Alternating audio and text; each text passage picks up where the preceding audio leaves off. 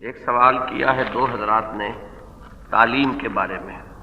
ایک صاحب نے سوال کیا ہے کہ آپ نے جس تعلیم کا ذکر کیا تھا کیا وہ صرف دینی تعلیم ہے یا اور کسی طرح کی تعلیم جیسے انجینئرنگ وغیرہ بھی اگر اسی مقصد کے لیے حاصل کی جائے کہ آدمی ایک مقام حاصل کر سکے، بڑے وسائل حاصل کرنے کے لیے؟ کچھ بات ان کی واضح نہیں ہوئی ہے لیکن بہرحال سوال آپ لوگوں نے سمجھ لیا ہوگا۔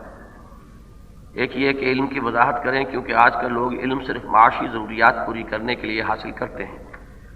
اور اسی کو کل علم سمجھتے ہیں، اور ایک حدیث کا حوالہ دیتے ہیں علم حاصل کرو چاہے چین جانا پڑے۔ ان دونوں کا اجمالی جواب یہ ہے کہ اگرچہ علم کی فہرست سے یہ سائنس کے علوم اور ٹیکنالوجی وغیرہ کو ہم بالکلیہ خارج نہیں کر سکتے، لیکن دینی اعتبار سے اور خاص طور پر جس پہلو سے کہ آج کی ہماری جو گفتگو تھی اس میں ذکر آیا ہے علم کا، اس میں اولین چیز ہوگی دین کا علم۔ اللہ کا حکم کیا ہے، رسول کا حکم کیا ہے، قرآن مجید کا گہرائی میں اتر کر اس کا مطالعہ، اس کے فکر، اس کے فلسفے،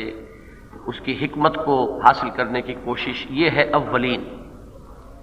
ثانوی درجے میں اس دور میں دین کا کام کرنے کے لیے ضروری ہوگا کہ جو نظریاتی علوم ہیں، فلسفہ ہے، نفسیات ہے، پولیٹیکل سائنس ہے، اکنامکس ہے، یہ چیزیں کہ جو انسانی تمدن اور تہذیب کے مختلف پہلوؤں سے بحث کرتی ہیں نظریاتی سطح پر، ان کا حصول بھی لازمی ہو جائے گا، اس لیے کہ جیسا کہ میں نے عرض کیا تھا کہ امام غزالی رحمۃ اللہ علیہ نے اگر اپنے وقت کا فلسفہ نہ پڑھا ہوتا تو وہ تحافت الفلاسفہ تصنیف نہیں کر سکتے تھے۔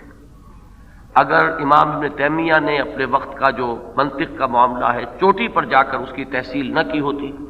تو الرد علی المنطقیین نامی کتاب ان کے لیے لکھنا ممکن نہیں تھا۔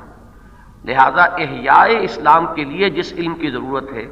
اس میں اولاً تو نصوص کا علم، کتاب اللہ اور سنت رسول صلی اللہ علیہ وسلم کا علم، یہ یقیناً اولین ہے۔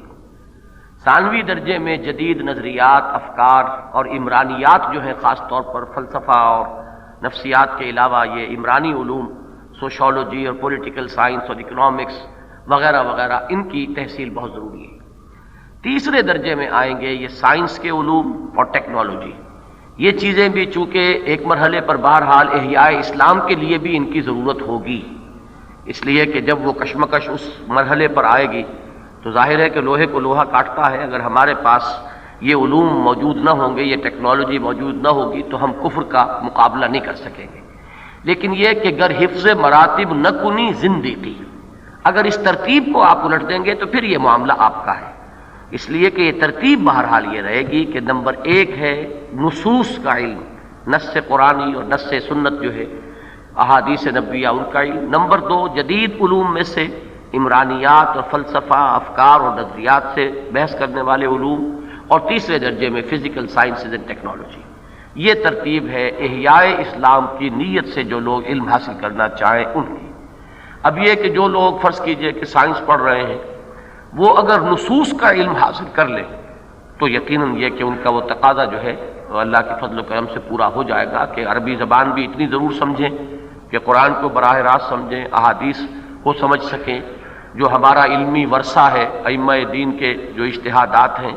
ان کو بھی وہ دیکھ سکیں، سمجھ سکیں۔ اگر یہ نہیں ہے تو ظاہر بات ہے کہ پھر دین سے تو کوئی تعلق ہمارا نہیں ہے۔